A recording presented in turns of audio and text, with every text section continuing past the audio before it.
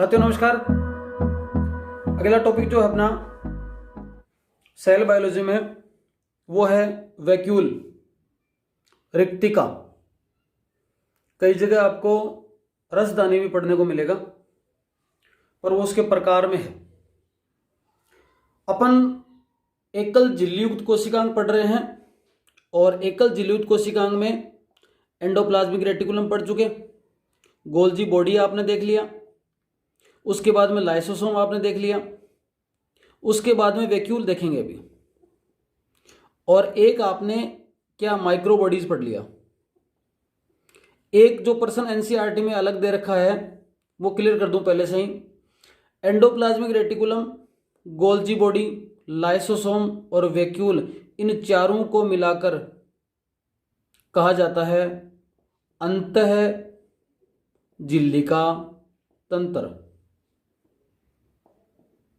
कोई पूछे कि निम्न में से कौन सा अंतः झिल्लिका तंत्र का भाग नहीं है, तो आपको चार नाम याद रखने हैं: endoplasmic reticulum, Golgi body, lysosome और वैक्यूल। इन चारों को मिलाकर इन चारों कोशिकांगों को संयुक्त रूप से कहा जाता है अंतः झिल्लिका तंत्र।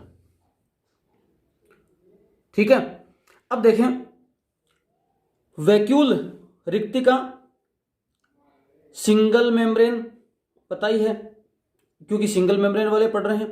एकल झिल्लीयुक्त कोशिकांग, एक नंबर बात याद रखनी है। दूसरा नंबर बात क्या याद रखनी है कि कहां मिलेगा? प्रोकैरियोट में भी होता है, प्रोकैरियोट्स में भी मिलेगा वैक्यूल, यूकैरियोट्स में मिलेगा, और यूकैरियोट्स में भी दोनों में, किन में? प्लांट में भी पाया जाता है और एनिमल्स में भी पाया जाता है। फर्क क्या है कि प्लांट के अंदर संख्या 1 या 2 होती है और आकार बड़ा होता है। ये सेल है ना, इसके अंदर इतना बड़ा वैक्यूल हो गया ये। जबकि एनिमल के अंदर अगर सेल है तो उसमें छोटे छोटे होंगे, संख्या ज्यादा होगी, संख्या ज्यादा, आकार बहुत छोटा। ठीक है, इतनी दो बातें सिंपल से याद रख लेनी है। वैक्यूल की खोज आपको पता ही है, किसने करी थी वैक्यूल? डुजार्डिन, नाम भी इसने दिया था 1941 में। अब ये जो वैक्यूल है, जो रिक्तिका है, उस रिक्तिका के अंदर देखो दो चीजें हो गई। ऐसा मान लीजिए आप, रिक्तिका बना कैसे? जैसे मान लो ये सेल है, सेल के अंदर क्या, कोशिका के अंदर क्या भरा होगा? कोशिका द्रव्य। ये कोई कोशिका द्रव्य भरा है, ये मान लो कोशिका द्रव्य सेल के अंदर भरा है और बाकी सारे सेल ऑर्गेनल हैं। अब इन कोशिका द्रव्य के ऊपर कहीं झिल्ली बन गई, ये कोशिका द्रव्य है और उस द्रव्य के ऊपर ये झिल्ली बन गई जी, ये लो, ये क्या हो गया? वैक्यूल। ऐसा कह सकते हैं कि किसी कोशिका द्रव्य के ऊपर, किसी कोशिका द्रव्य के ऊपर जो झिल्लीयुक्त कोशिकांग है उसका नाम है आपके वैक्यूल रिक्तिका। अब इसके अंदर फिर दो चीजें हो गई, एक तो वैक्यूल इसको बोला, तो एक तो इसकी ये झिल्ली आवरण और एक अंदर का मटेरियल। अब जो अंदर की, जो बाहर की झिल्ली है ना, उस झिल्ली का नाम है टोनोप्लास्ट। याद रखना है, वैक्यूल की जो झिल्ली है उस झिल्ली का नाम है टोनोप्लास्ट, वैक्यूल का आवरण कहलाता है, और ये भी सजीव है। जिस तरह से प्लाज्मा झिल्ली सजीव थी ना, वैसे ये लिविंग है। अब अंदर का जो मटेरियल बच गया, उस अंदर के मटेरियल में क्या होगा? अंदर के मटेरियल में पानी मिलेगा, कोई रस हो सकता है, उत्सर्जी पदार्थ होंगे, ठीक है, और शर्कराएं हो सकती हैं, शर्करा के साथ में अमीनो अम्ल हो सकते हैं, ये सब इसके अंदर रहेंगे। अब ये कुछ आवश्यक भी और अनावश्यक भी, दोनों प्रकार के, चाहे वो सेल के लिए आवश्यक हैं या अनावश्यक, आवश्यक तथा अनावश्यक दोनों प्रकार के जो हैं वो यहां पर मटेरियल रहेंगे। किसके अंदर? इस अंदर के मटेरियल के अंदर, सेप के अंदर, रस के अंदर। ये जो यहां पर उत्सर्जी पदार्थ है, इस उत्सर्जी पदार्थ का विशेष नाम आपको याद रखना है, उसको बोलते हैं अर्गास्टिक मटेरियल, है ना। वेस्ट मटेरियल है यहां पर, अर्गास्टिक मटेरियल के रूप में पाया जाता है। क्या? उत्सर्जी पदार्थ का नाम दे दिया, याद रख लेना, अर्गास्टिक मटेरियल। और प्लांट सेल के अंदर तो करीबन करीबन ये 90% पार्ट कवर कर लेते हैं। 90% पार्ट है ना, वो सेल का कौन कवर कर लेता है? वैक्यूल कवर कर लेता है। ये सिंपल सी बातें होंगी किसकी? एंडोप्लाज्मिक गोल्जी, लाइसोसोम, वैक्यूल, चारों को मिलकर क्या कहा जाता है? अंतःझिल्लिका तंत्र। सिंगल मेम्ब्रेन कोशिकांग है, प्रोकैरियोट में भी है, यूकैरियोट में भी है, प्लांट में भी है, एनिमल में भी है। प्लांट एनिमल में ये थोड़ा डिफरेंस है। डुजार्डिन 1941 में इसको खोजा था। अब जो कोशिका द्रव है इसके ऊपर जहां भी झिल्ली बन गई वो क्या बन गया? वैक्यूल बन गया। तो वैक्यूल जो है, इस वैक्यूल को में दो बातें हो गई फिर तो, एक तो अंदर रस है और एक झिल्ली है। झिल्ली का नाम टोनोप्लास्ट है और रस को क्या बोल सकते हैं अपन? इस रस के अंदर क्या क्या हो सकता है? पानी हो सकता है, रस है, उत्सर्जी पदार्थ हो सकते हैं, शर्कराएं हो सकती हैं, एमिनो अम्ल हो सकता है। इस उत्सर्जी पदार्थ को पर्टिकुलर नाम क्या देंगे? अर्गास्टिक मटेरियल कहा जाएगा। और ये जो चीजें हैं वो सेल के लिए आवश्यक भी हो सकती हैं, अनावश्यक। मतलब अनावश्यक चीजें भी सेल को परेशान ना करें, इसके लिए अनावश्यक मटेरियल का भी क्या करता है? ये संग्रहण करता है। अब देखो इसके कुछ प्रकार पढ़ने अपने को, टाइप्स, कि आपके जो ये है, ये तो बता दिया प्रोकैरियोट में भी, यूकैरियोट में भी, प्लांट एनिमल सब में है, लेकिन इसके कितने प्रकार हो सकते हैं? तो जैसा इसका काम है वैसा इसका नाम है।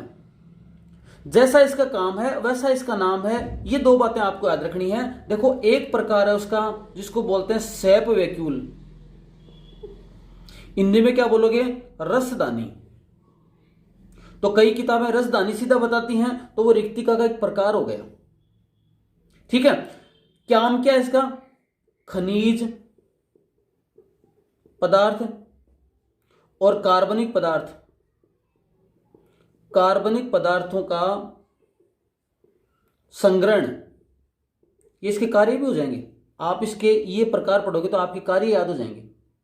दूसरा देखो, आपने सबने नाम सुना है संकुचनशील रसदानी। संकुचनशील रसदानी, कॉन्ट्रैक्टाइल वैक्यूल। इसका काम क्या है? परासरण नियमन। किसी भी सेल के अंदर जो नमक और पानी का बैलेंस है उसको अपन परासरण नियमन में पढ़ते हैं। तो परासरण नियमन करने का काम किसमें? Contractile vacuole. और आप सबको एग्जाम्पल तो पता ही है, अमीबा के अंदर जो संकुचनशील रसदानी होती है उसके द्वारा वो परासरण नियमन की क्रिया करता है। और वो परासरण नियमन किसका प्रकार है? वो वैक्यूल का प्रकार है। 3 नंबर पर देखो, 3 नंबर पर होंगे आपके फूड वैक्यूल, भोजन रसदानी। काम क्या है? नाम से पता चल रहा है, फूड का क्या करेंगी? स्टोरेज करेंगी। फूड स्टोर एक तरीके से भोजन का संग्रहण कर लेती हैं। और चौथे नंबर पर एक प्रकार हो सकता है इसका, क्या? एयर वैक्यूल, वायु रसदानी। काम क्या है? ये काम है देखो, जो प्रोकैरियोटिक एनिमल हैं उन कुछ प्रोकैरियोट एनिमल के अंदर जब ये पानी में रहते हैं तो पानी के अंदर डूब नहीं जाएं, तैरते रहें, उसके लिए इनमें उत्प्लावकता का गुण पाया जाता है। उत्प्लावकता को इंग्लिश में बोल सकते हैं आप ब्यूएंसी।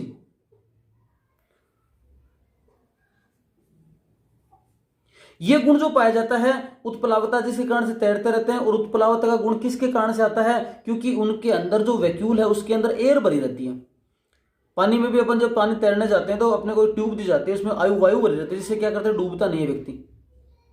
तो आपने कभी देखा होगा जहां पर एक ट्यूब, टायर का ट्यूब है, ट्यूब में हवा भर के आप साथ लेके चले गए पानी में, तो आप डूबोगे नहीं, क्योंकि उसके अंदर एयर है, वो आपको तैरता रखेगी। तो ऐसे ही जो एयर वैक्यूल हैं उनके अंदर क्या भरी रहती है? एयर भरी रहती है। इस एयर के कारण से वो जीव है वो अंदर नहीं जाता। ऐसा प्रोकैरियोट में देखने को मिलता है। तो देखो प्रोकैरियोट में भी हो गया, यूकैरियोट में भी है, और भी बोलें तो और ज्यादा डिटेल में बोलें तो फंजाई में भी है, और भी बोलें तो प्रोटिस्टा में भी है।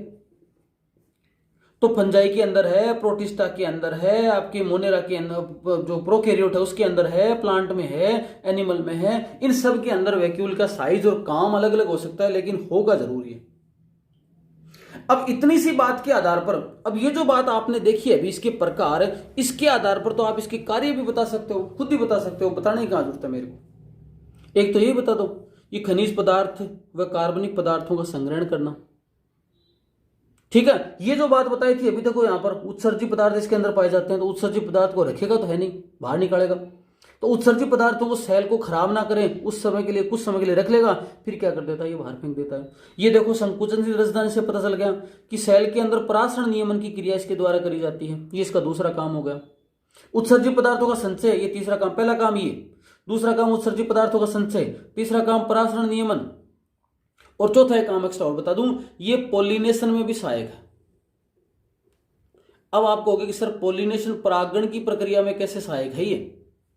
इस तरह से सहायक है कि जो आपके फ्लावर है ना, फूल और फ्रूट है, उन फ्लावर और फ्रूट में मतलब पुष्प और फलों के अंदर एक वर्णक होता है, वर्णक का नाम होता है एंथोसायनिन। और एंथोसायनिन पिगमेंट के कारण उनमें रंग आता है। जैसे मान लो कई पुष्प देखते हैं लाल कलर के, आपके भूरे कलर के या फिर पिंक कलर के, जो पुष्प और जो फल होते हैं उनमें वो कलर कहाँ से आया? वो एंथोसायनिन पिगमेंट के कारण आया। और एंथोसायनिन पिगमेंट कहाँ भरा होता है? इन रस में भरा होता है। ये एंथोसायनिन पिगमेंट कहाँ पर है? इन वैक्यूल के अंदर रस पाया जाता है, रस है, रस के अंदर क्या पाया जाता है? ये पिगमेंट पाया जाता है। और इसी पिगमेंट के कारण से ये क्या होते हैं? इनके कलर आते हैं। अब फ्लोर का अगर कलर होगा ना, तो जितने फ्लोर में कलर होंगे उतना ही फिर क्या करेंगे, उसमें इंसेक्ट आकर्षित होंगे, अट्रैक्ट होंगे। और जितना इंसेक्ट आकर्षित होंगे, अट्रैक्ट होंगे, फिर पॉलिनेशन की प्रक्रिया बढ़ेगी। इसलिए ये किस में सहायक है? ये पॉलिनेशन में भी सहायक है। ये इसके 4-5 काम हो गए। एक काम ये याद रखना, दूसरा ये रखना, तीसरा ये रखना और चौथा ये रखना। इतना काम है वैक्यूल का। आज के लिए इतना ही। धन्यवाद।